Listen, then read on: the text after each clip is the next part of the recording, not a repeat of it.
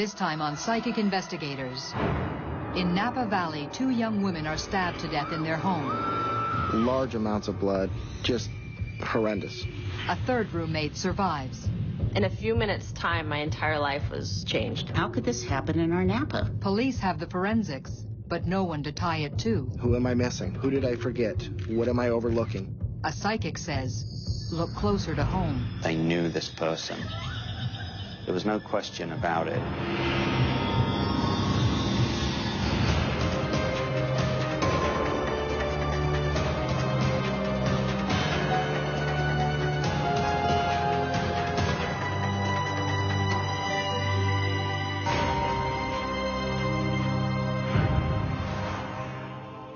Napa Valley, the heart of California's idyllic wine country.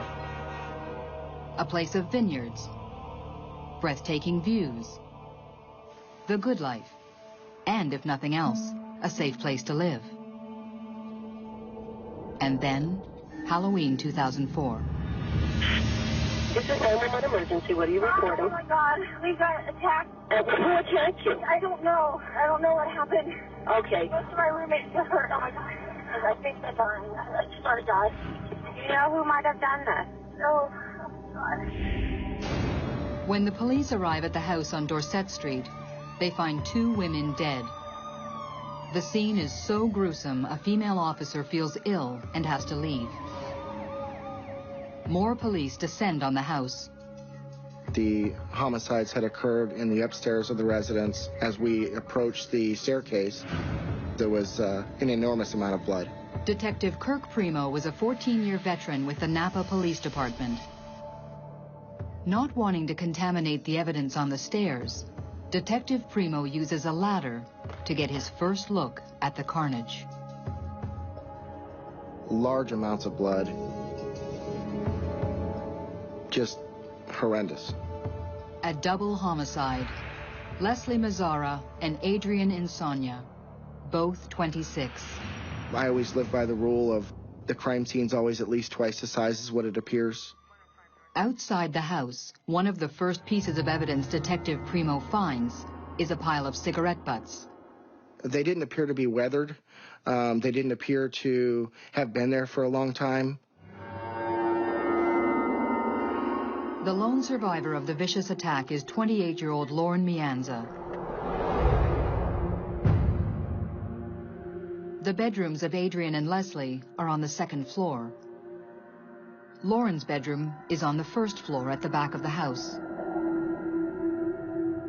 I got a phone call, so I went into my room and took it, and I heard Adrienne say goodnight, and that was about 10, I think. I went to bed about 11, and probably by 11:30, the house was pretty quiet. By midnight, the young women are sound asleep.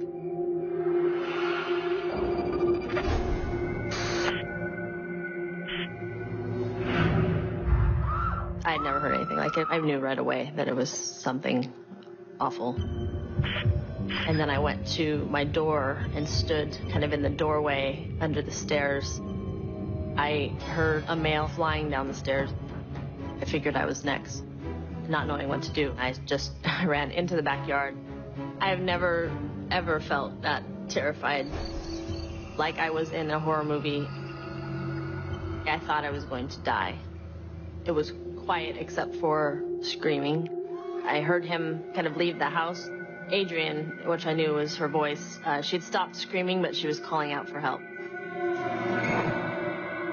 There's blood everywhere. Adrienne just lying down next to her bed.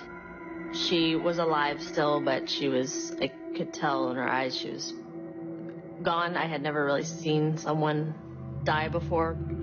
To the right of Adrienne was Leslie lying face down in a pile of clothing. I just turned around and went down the stairs, and I called 911.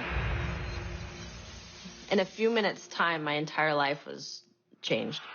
I'd lost my friends, my roommates, and I'd been left untouched. The only one who lived to tell the tale. Police turned to Lauren for answers. Who would want to kill her roommates?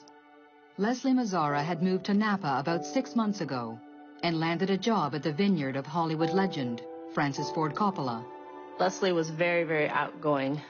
and very spunky. I had never met anyone like her. Just warm and just Southern hospitality, everything. Guys really liked her. Everybody kind of was drawn to her. Adrienne Insogna grew up in the area and was an engineer for the city of Napa. Adrienne was different. She was much more, she was mellow, very good friend to people, just very smart individual. These girls were tremendously well-liked, had tons and tons of friends, very social. There was no obvious motive that stood out as to why this crime may have happened. This was not going to be an easy case to solve. For days, crime scene investigators worked the house. The killer entered through a push-up window.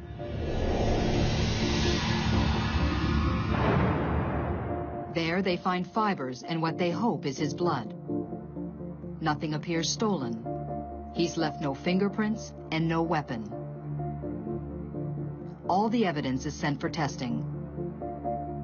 Well, the first reaction from the community was just shock and disbelief that something like this could happen in our quiet little Napa. Marcia Dorgan covered the story for the Napa Valley Register. People were worried, they were scared. I mean, they didn't know if they had a serial killer out there running around. But the police don't think the murders were random. They think this is a crime of passion. A pattern of the blood evidence that was collected, the anger and aggression. The autopsy results support their theory. Cause of death, multiple stab wounds. Focus was that the killer may have been an acquaintance or someone known to Leslie, as Leslie did leave a more active social life. Leslie just attracted males. She had a lot of men interested in her. 2 weeks later, the town of Napa holds a candlelight vigil for the 2 murdered women. Police methodically question hundreds of their male acquaintances, starting with their inner circle. But after 3 weeks, the police are no closer to identifying the killer.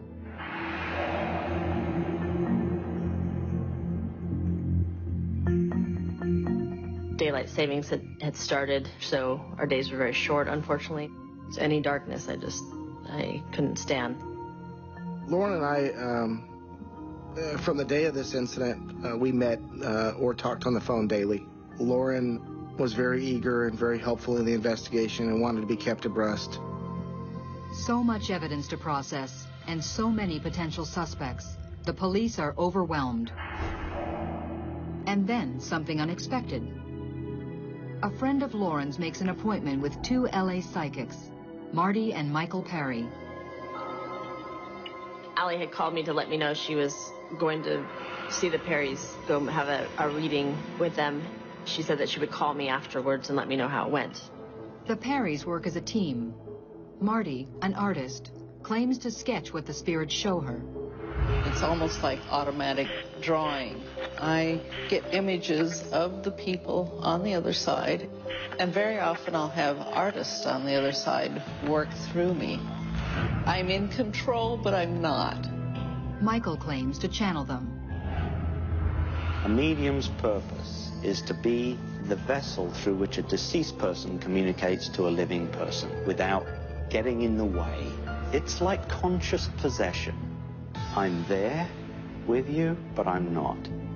Allie records the session and tells them nothing about the murdered women. Michael Perry appears to fall into a trance.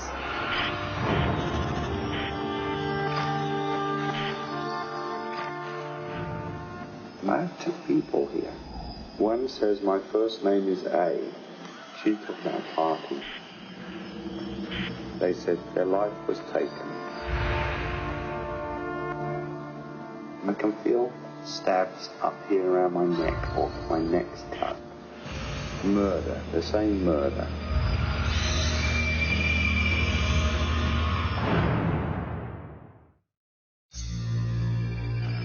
Two young women are stabbed to death in their Napa Valley home, while a third roommate escapes. 400 miles away, a pair of psychics claim to receive messages from the spirits of the murdered women. Michael got on the phone and he said, I need to speak with you. And we set up an appointment for a phone interview or reading. Marty and Michael felt that they could possibly help out in our investigation. I told Laura that I was open for anything. A month after the murders, a phone reading is arranged.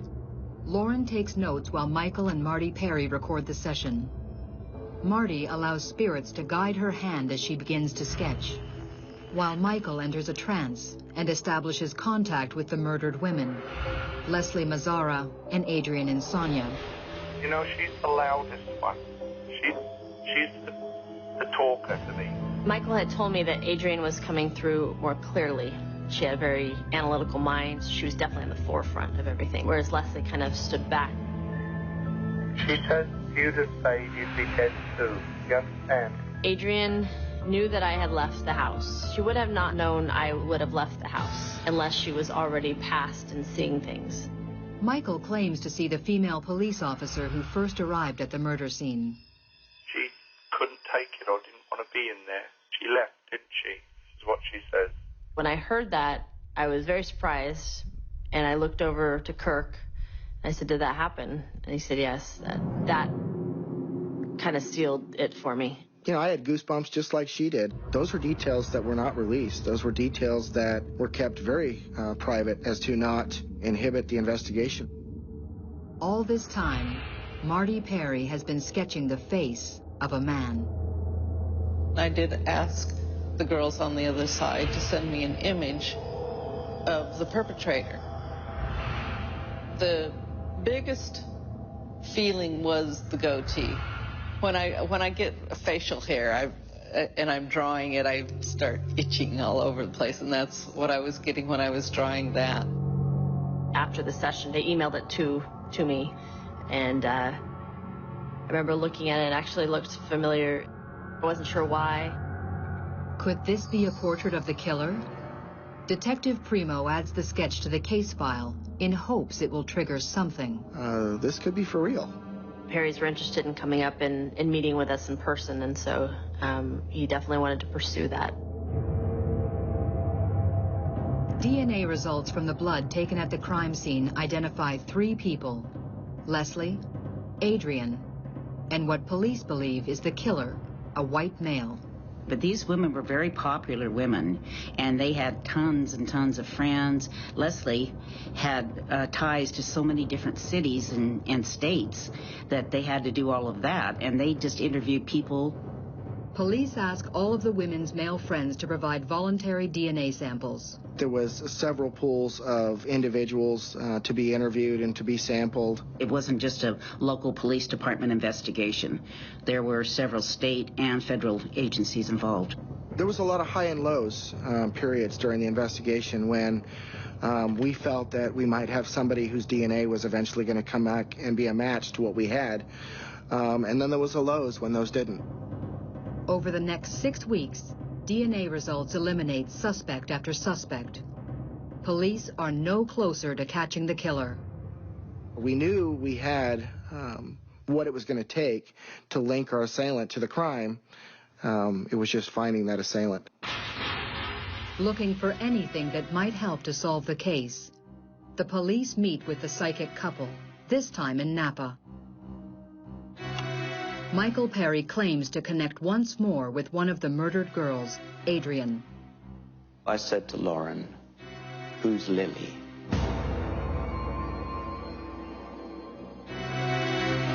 Lauren can only think of Lily Prudhomme, Adrienne's best friend.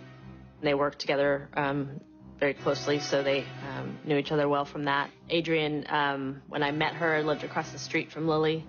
The two were so close that Lily had postponed her wedding so that she and Adrienne could travel together.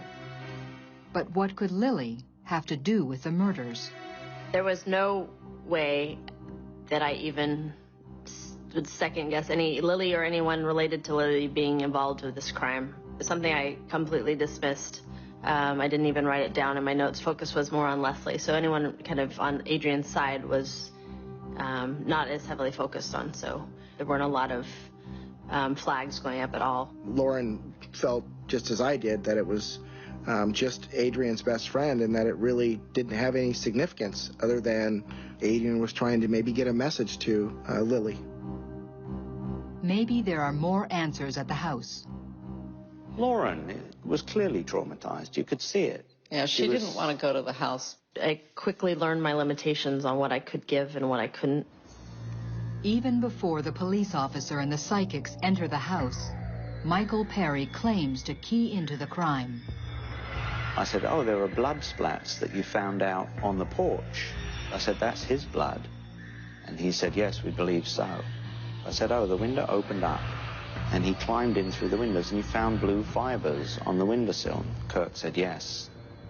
Inside, no evidence of that horrific night remains. Michael Perry goes straight upstairs. I knew immediately which room it had happened in. Michael ran his hand along the banister and it stopped and said that he believed the killer's blood had been located on the banister in these locations. And in fact, that is where it had been found. So we stood in the room for a while, and of course there was nothing there. It had all been cleaned out. I remember saying to him, you found one girl here and you found the other girl here, didn't you? And he said, yes. Adrienne was doing most of the communicating with me, and she told me that the other girl had been stabbed first. Then attacked Adrienne. She put up a big struggle. Then, Michael Perry says what the police already suspect. I strongly felt that it was someone they absolutely knew. There was no question about it in my mind that they knew this person. He has one more message from Adrienne. She kept referencing a boyfriend.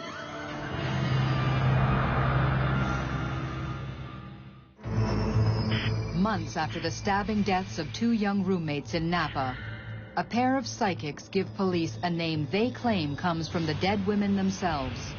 The name, Lily. Adrienne's best friend, Lily, who was engaged at the time to a gentleman by the name of Eric Coppel, had come over and done some work on the dryer at the residence. Eric Coppel's name had not surfaced. An interview actually had been done with Lily, his fiance, who was a co-worker of Adrienne's. The police have interviewed over 1,000 men, but not the 26-year-old land surveyor, Eric Coppel. I added him to my checklist. He was the 11th item on the checklist to make contact with him, to do an interview and obtain a voluntary DNA sample. When I first saw the picture of Eric, the first thing that stood out was the sketch that Marty and Michael had provided and how accurate it was, looking almost identical to Eric. It also put pieces together, such as what Lily meant. Before he can interview Lily's boyfriend, Eric Coppel, Detective Primo is taken off the case. My rotation to rotate out of investigations was about to come up. I created this checklist to which I passed on to the incoming detective. The list was never followed up upon, and Eric was never contacted. The investigation inched along for nearly a year. Leads dried up, and no more tips were coming in. Lots of community pressure, lots of community uncertainty, and the pressure was that we need to solve this. And no one wanted answers more than Lauren Mianza. I was fearful that it would just be forgotten about, I think, and become a cold case. It was finally decided through the department that we would go ahead and reveal the brand of cigarette that had been collected and sampled DNA the night of the homicide. A rare brand, and one that had been introduced not long before the crime had occurred. DNA on the cigarette butts matches the DNA of the blood found at the crime scene. Blood, the police believe, belongs to the murderer. We didn't associate with any smokers. And then I stopped. I thought, you know, Lily smokes. And so does her boyfriend at the time. They smoked. So I gave them Eric Coppel's name. September 22nd, 2005. The police released the distinctive brand of cigarettes to the media. Camel Turkish Gold. Eric Coppel's brand.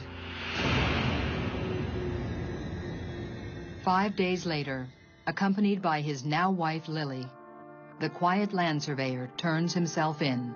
was shocked at first, and then it kind of made sense. He didn't stick out, but he kind of just survived under large personality of Lily. No one in the community, and especially people that knew him, thought that Eric was ever a suspect, let alone a killer. Eric Matthew Coppel is charged with 2 counts of first-degree murder with special circumstances, lying in wait and using a knife. He was fearful of losing Lily. He was fearful that Adrienne was convincing Lily to leave him. And their wedding had been called off, and he blamed Adrienne. Adrienne and Lily had planned a trip to Australia together, and so he was just deathfully afraid of losing her. So his answer was, kill the one that's in the way of my happiness with Lily. Kill the problem. On Halloween night 2004, Eric Coppel admits he drank heavily at a party, during which he quarreled with Lily. A few hours later, armed with a knife, he entered the house on Dorset Street through an unlocked window. He creeps upstairs, and at this point the sequence of the attack is only known to Eric. But in the end, Adrienne and Leslie lay dying in Adrienne's room after being repeatedly stabbed. Adrienne was the intended target. It seems Leslie Mazzara may have died trying to help her friend. Still today, I can speculate on why he didn't touch me, or, he avoided my room. I'm not sure. It's always a big question, so. January 2007. More than 2 years after the murders, the quiet land surveyor faces the court. Do you plead guilty or not guilty? Guilty, Your Honor. His wife, Lily, who the Perrys had named as key to the case, was there at his sentencing. Eric, there is nothing in this world that you could do to make me love you less. I am a broken man. Oh, it sucks. A man splintered by penetrating awareness of my own potential for wickedness. And it is ordered Eric Matthew Coppel is to serve a life sentence without possibility of parole. Finally, some closure for the family and friends. I was just so thankful that there had been a resolution to everything. After having gone through this and having the experience of working with mediums, don't overlook. They may be a very good asset to your investigation, and at least they may be a small piece to that puzzle that you're missing. I felt Adrienne was a very strong personality, a very determined girl, and that she was determined to put this guy away or do something about it. And that's what we do this for, is to help heal people, help realize that there is another side, and that we don't die. The first night when I was questioned, I asked, what do people in my situation generally do? And Kirk had said, people don't generally survive in this situation. They're usually killed too. The experience with the Perrys has given me a faith that after we pass, that we can still have a connection to the ones we've loved in this lifetime.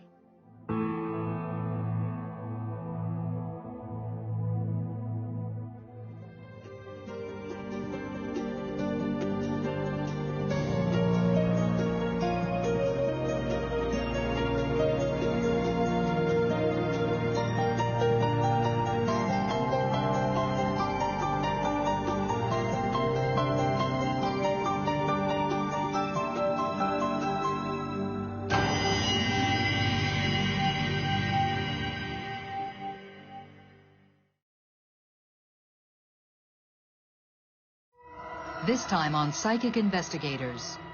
In the icy waters off the coast of Maine, a lobster boat disappears. A wall of water that you can't see over. Its captain is lost in the waves. The ocean's full of creatures that are carnivores. A massive air and sea search can't find him. It's a needle in a haystack. But a New York City psychic says she knows where he is. It's an island. He's to the left of that. Laughed my butt off. And she knows exactly when he'll be found. He would be found within 2 days. I know I'm right.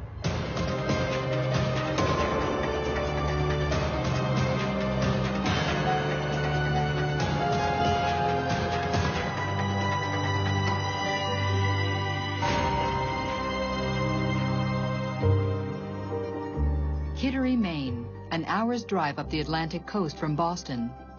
One of the oldest settlements in America, Kittery has always been a fishing town. It's a community united in its love of the sea and its respect for the dangers of fishing life.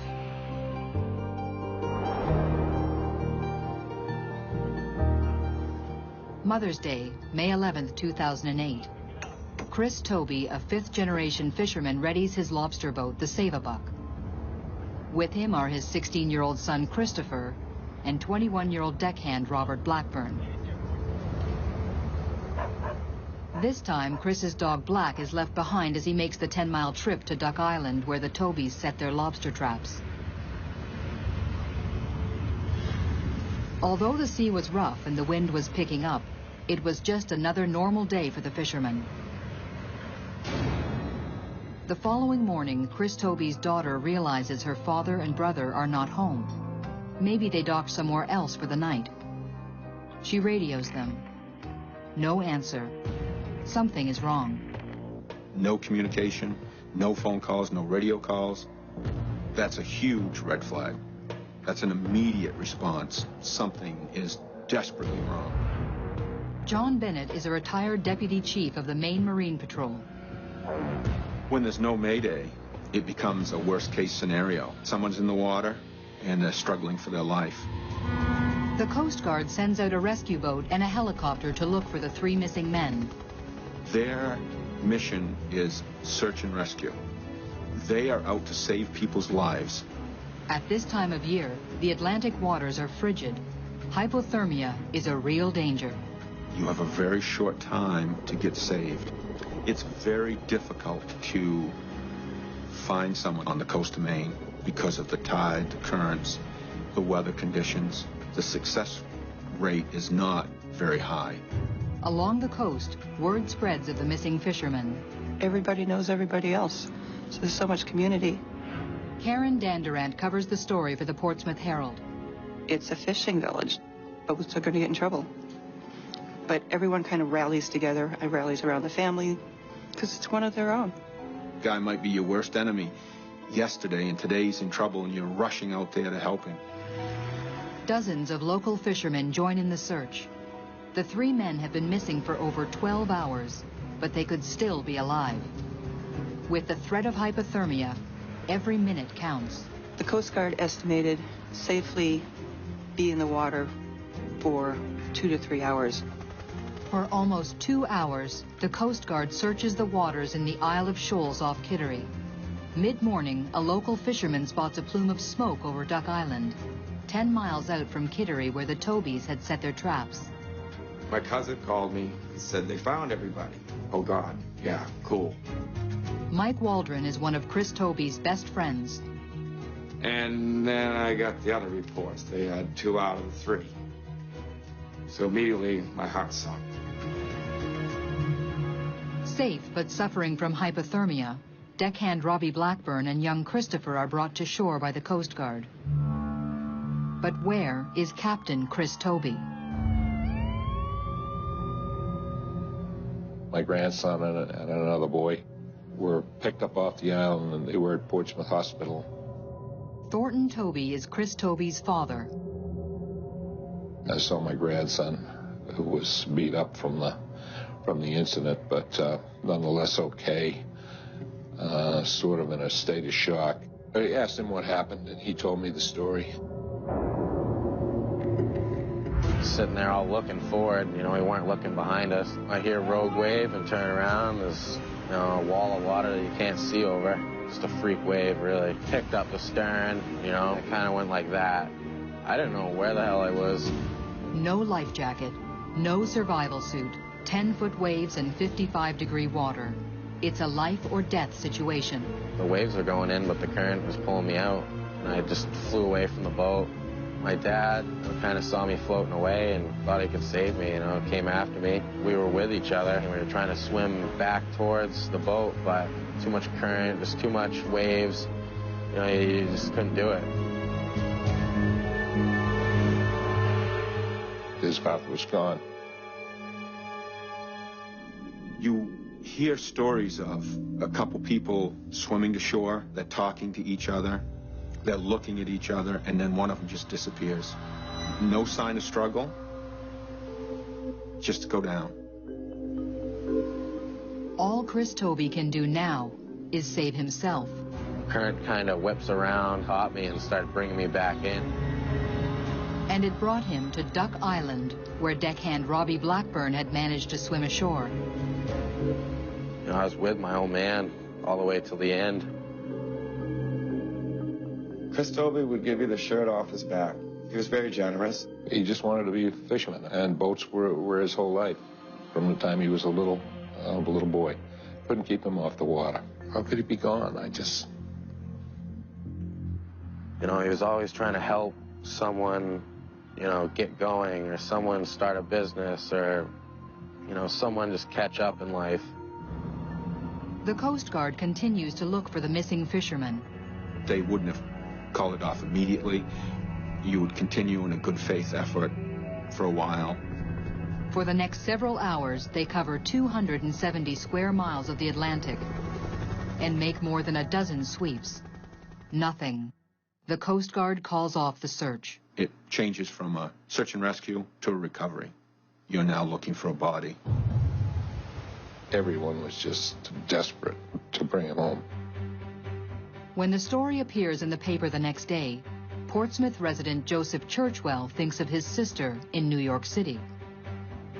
My brother said there was a drowning. A lobsterman had drowned in the waters of Maine. Helen Churchwell Ligotti is a psychic who has a personal interest in finding the lost at sea. Her father died in World War II. My father was killed at sea. I didn't search for him, but I could search for somebody else.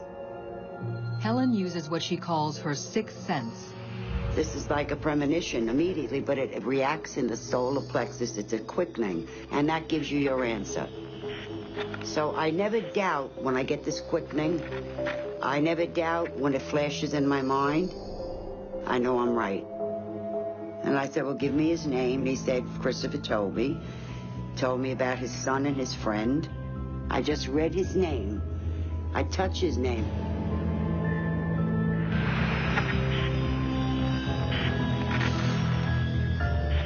I knew where Christopher Toby was.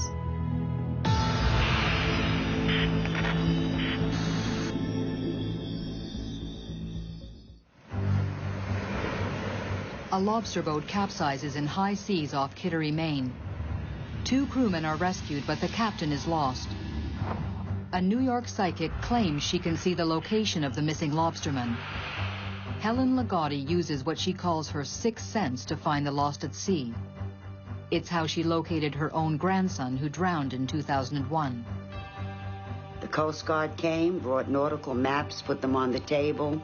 I looked at the maps, pointed to the spot, and said, he's right there. The police at this time in New York, most of the time, the authorities do not accept information from a psychic. They dropped it. Mark came out 42 days later in here, the spot I said he was in. The psychic asks her brother to put her in touch with the woman who wrote the newspaper article about the missing man. She called me, introduced herself, told me she was a psychic. I'm a news reporter. I'm like, sure. She said, I can help find him. So I let her describe it to me. And I kept picking up a diamond. I mean, how do you say a diamond's in the middle of the water? I thought I was nutty. And I said, why would a diamond be there? And then a letter R kept flashing in my mind. Christopher Toby is near the diamond. I do see foliage, I see trees, and I see land. It really didn't mean a lot to me. It sort of sounded to me like the Isles of Shoals, but I don't know enough about them to call up Marine Patrol and go, this is where she thinks he might be. I told her I'd pass the information on. Called Maine Marine Patrol and talked to Sergeant Rick LaFlame. Gave him the information, and he said, well, I'll give her a call. I think at that point they were willing to try anything. I doubt that they believed she'd be accurate. May 14th. Christopher Toby has been lost at sea for 3 days. When someone drowns and they swallow water, they get negative buoyant. They go straight down and they stay there. You have a short amount of time to recover somebody before the damage to the body is so great, it disintegrates. The ocean's full of creatures that are carnivores, and they attack pretty quickly. Depending on the water temperature, how big he was, he could have started to float a little bit. That means Christopher Toby could be pulled out to sea and lost forever. There's been a lot of people that have drowned and never recovered. The same day, Sergeant Rick LaFlamme of the Marine Patrol gives the psychic a call. He said to me, tell me what you see or feel. I concentrate on a map. I will concentrate on the particular area. I will concentrate on a landmark, the person. I constantly saw a star. That's when he explained there was a Star Island. He called that one into me. I said, I keep feeling a diamond. Somehow another R is connected there. So he said, I know what you're talking about. Looking at the nautical maps, Sergeant LaFlamme knows the diamond is an icon for a type of buoy called a red nun.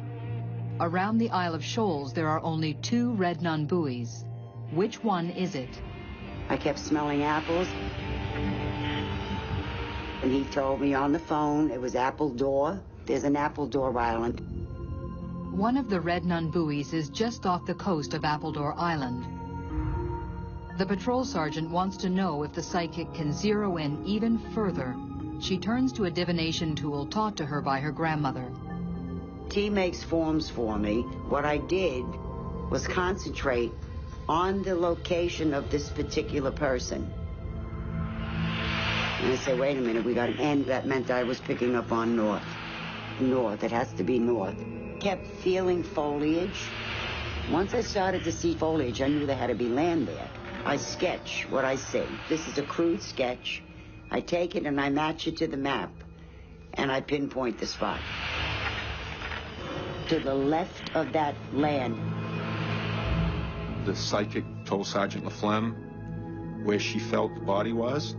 I have it, Helen. I know where you're staying. He marked it on a chart. An area northwest of Duck Island where the divers have already searched. Marine Patrol shares the information with the local search teams. Every available boat is out there helping. You know the guy all your life. You know, he's in the water there somewhere. Everybody's wondering if he's dead or alive. Did he swim to Bermuda? You know, there's no closure. You know, it is, without everybody looking at a body. They're never going to stop wondering what happened to him if they don't actually physically get to bury a body. They want him home, even if it's to bury him. Black Dog Divers had a team down. There were a couple of independent divers that went, that knew Chris. The Maine Marine Patrol sent a lot of divers. May have been 10 divers. The divers try to search the murky waters around Duck Island.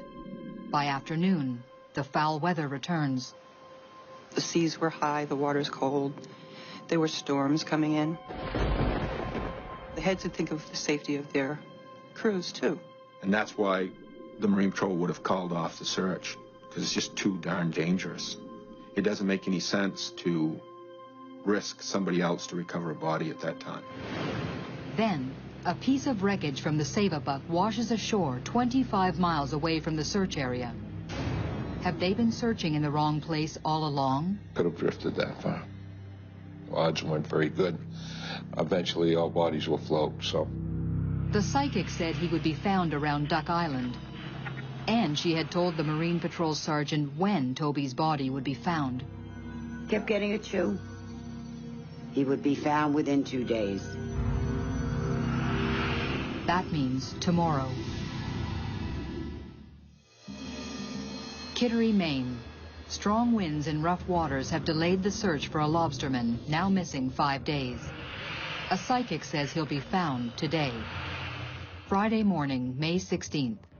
The sky is finally clear, but the Marine Patrol decides to discontinue the search. Once it goes from a search to recovery, there's only so many hours and there's only so much money set aside for the state divers and everybody to search. So there always has to be a cutoff. For state resources, that was the time allotted. Then Mike and I said, well, we can continue the search on our own effort. Jeff Campbell is a commercial diver and a good friend of the missing lobsterman. I'm not Superman. I wasn't coming in to save the day. Jeff Campbell and Mike Waldron head out to search for their friend. I guess we're kind of like the Marines. We don't want to leave anybody behind. I couldn't sleep at night knowing that I didn't try 120% to bring a fellow fisherman home. Maine Marine Patrol Sergeant Rick LaFlamme has let everyone know about the psychic's vision of where to find the missing lobsterman. An area off Duck Island, northwest from where the boat went down. Psychic visions are nothing new to Mike Waldron. His brother helped to find another missing lobsterman, Dennis Hamill, Mike's best friend, who drowned in similar waters 4 years earlier. My brother's abilities are quite astounding. Certain predictions of his that would just raise the hair on the back of your neck. I'm a pretty insightful person. I'm blessed with a few gifts myself. That's probably why Rick was so receptive to the idea of this lady calling him out of the blue to tell him where there was a body. Because he already knew. He said, wait a second, Mike's already done this once with the psychic help. Why not? Waldron, Campbell, and Waldron's wife Wendy head out to the area off Duck Island where the psychic, 400 miles away in New York, said the body would be found. Before we even jumped in the water, we decided we were going to go deeper than the recovery teams and the commercial divers had already searched. If the psychic is right, it will be a deep and dangerous dive. We figured Chris was going to be in 60 to 110 feet of water, but we're going to start at 60 feet of water. At noon, they drop anchor on the northwest corner of Duck Island. With the deep water was limited time, because at those depths, you aren't going to get back in the water and do another dive. You have to take into consideration bottom time. At 60 feet, you have 60 minutes, generally speaking. So at 80 feet, the divers don't have a lot of bottom time. It's a quick little down and back, really. We do a towing procedure, but you're constantly moving. That way you're covering the most ground that you can. We went from that corner north, along the north face of Duck Island, but out beyond the limits of the other recovery divers. It seems like you're diving in a washing machine. The seas can be moving in several directions. It's not just like one continuous wave pool. You know, you can be pushed in different directions simultaneously, practically.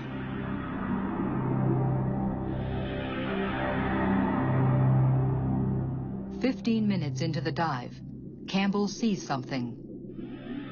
You know, I'm looking down like this. Chris was off to my right, about 20 feet down in the crevice, laying face down, straight out, arms at his side. And he was on the borderline of my depth, being able to see down to my right. First dive, less than a half a tank, and he was right there. You never know. It's a needle in a haystack. We were just fortunate enough to thread the needle. I can remember it like yesterday. Chris Toby's body is found 100 yards from where psychic Helen Ligotti said it would be found, and on the day she predicted. Oh my God, that's what she said. Well, when you have a brother like mine, you're used to it, so it didn't surprise me in the least bit. They can do amazing things, if you believe. I think when you imagine the enormity of the ocean and all the variables that can happen when someone drowns, just to be able to find that person, it's a big, big deal. It really is. To be found in that short a time, it was a really, really long shot. They bring the body of Chris Toby to the Coast Guard station. The search has ended.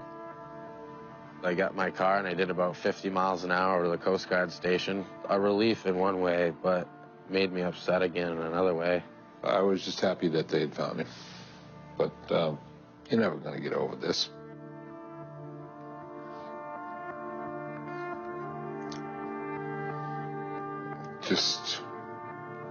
it just leaves a big hole. You never get over it.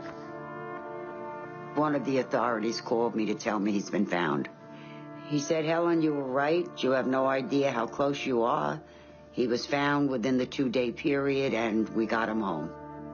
Sergeant LaFlamme admitted to me that Christopher Toby was found pretty much where she said he would be. The divers found the body within 100 yards of where she marked it on the chart, which in my opinion is remarkable. 100 yards on the ocean is minuscule. It's kind of a miracle. I mean, she just found him. She had never even been to the Isles of Shoals. I had to explain to her what they were. Kind of in awe, being a skeptical reporter. I didn't find it unusual, or it didn't bother me any. I've used psychics before. I would use any means to make a recovery. It can't hurt. The Save-A-Buck is recovered and examined. The vessel's automated emergency beacon failed to transmit the boat's distress. As a result, the search was delayed for 15 hours. Chris Toby never stood a chance. Well, the Save-A-Buck he really liked. It was a state-of-the-art boat, 3 times as fast as anybody. He always knew when Chris was upset, though, because there's a little extra water flying off, or he'd have her wound right up. That was a nice boat. Chris knows what he's doing when he's building the boats. Thornton Toby is grateful to Mike Waldron and Jeff Campbell for making the dangerous dive. It was just above and beyond. I think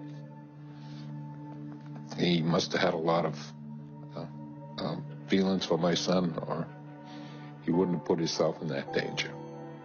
I'm really happy that they, found him. I still do all the same things. Nothing's changed that much except for that my dad's not here, I hate it. I hate it. I think he's trying to do what he thought his father would want him to do, and I think that's been a comfort to him. After it first happened, I felt like I never ever wanted to go back out there again. But I went out there, we hauled up my traps, and once I got through them the first time, I felt okay again, It made me feel a bit more like myself again. Black still goes down to the docks every day, waiting for his master to come home.